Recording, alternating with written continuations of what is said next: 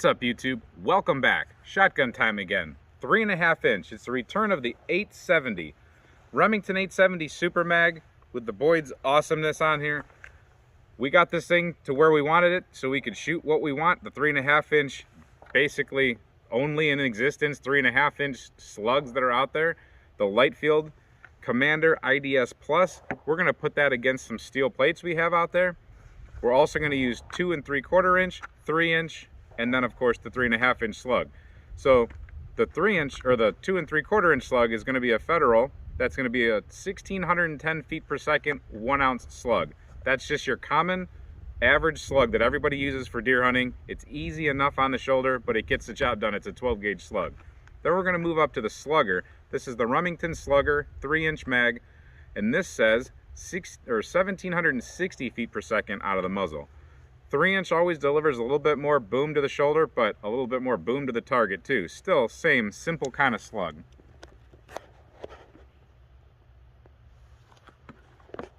Now where things get really hot right now is the Lightfield 3.5 inch. Now they don't make this slug anymore. Lightfield moved on to making just a bunch of bean bags and bouncy balls and things like that for bear defense or for law enforcement, less lethal. They don't make hunting ammunition anymore, and it's really unfortunate. You guys should voice your opinion about that. Let them know that they need to make hunting ammunition again. But this is the Lightfield Commander IDS Plus. This is a 600 grain slug going at 1890 feet per second. It says here on the back the muzzle energy is 4,759 foot-pounds. That's extreme. So let me show you what we're going to shoot this at today. These are what we call just big lead plates. Now, this isn't my idea. This came from Mouse, very good channel. They shoot these all the time, and it's a pretty much actually consistent way to see how much power a shotgun slug has, how much it can penetrate a very hard but somewhat malleable target. Lead's pretty cool the way it'll absorb a slug, but also show you like the splash. The splash stays permanent as opposed to ballistics gel that sucks back down. So it kind of shows you the temporary wound cavity along with penetration. These plates have a little bit of varying thickness, I'll admit that. So I'm going to shoot in the order of 2 3/4 on this one, 3 inch on this one, and 3.5 inch on this one, because that's the thinnest, medium, and thickest. Now remember, we are on a closed private range. I don't recommend you doing this at home. Weird things can happen when you put lead against lead at these extreme speeds. So I hope my aim is true. Let me smack the one all the way on the right with a 2 3/4 inch.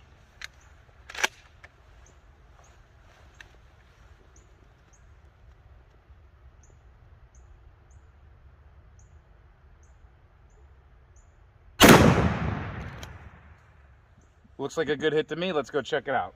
So that's a pretty decent hole right there. It blew a little bit back, and it basically fuses those slugs into the cavity right there. So I can stick a knuckle in there. It's pretty deep.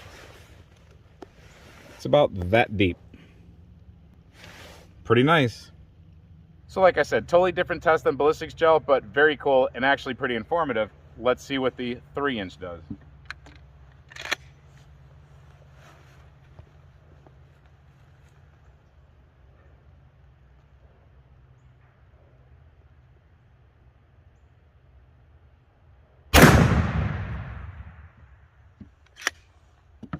Go take a look. So I hit a little bit higher on this one. This is a little bit thicker plate, but we did not get as much penetration, I think, as the 2 3/4 inch. That's kind of odd. It was definitely more recoil on my shoulder, but something about this plate or something about that bullet just didn't get as deep. I would say we're about that deep. Interesting.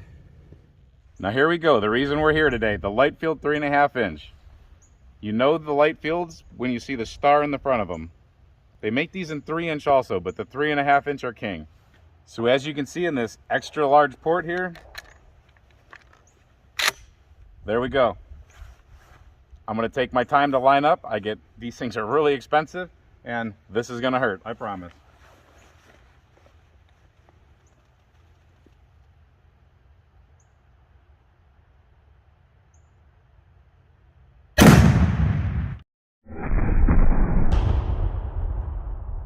Jeez-a-loo, that was fun and cool, but god darn.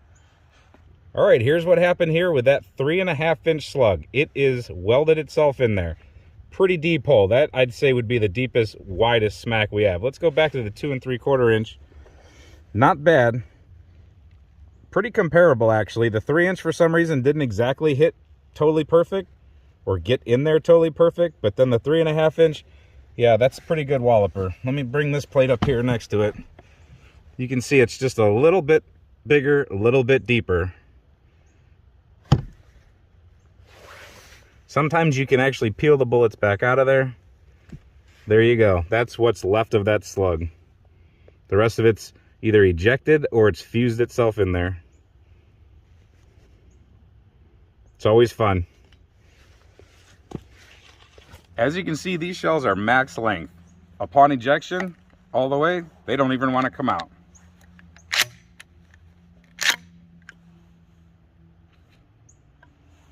Pretty cool.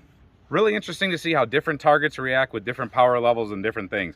Those are really thick targets, but they're also, like I said, malleable. That's a lot of power coming out of the shotgun, a lot of power variable between the 2 3/4 and the 3.5-inch.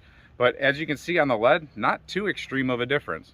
That's all we have time for today. It's getting dark out, but we will be back with shooting more things out of this 3.5-inch. We have a lot of fun stuff to do with it. It's always fun shooting big monster shells. You saw that fire come out of there? I love dragons. That stuff's awesome.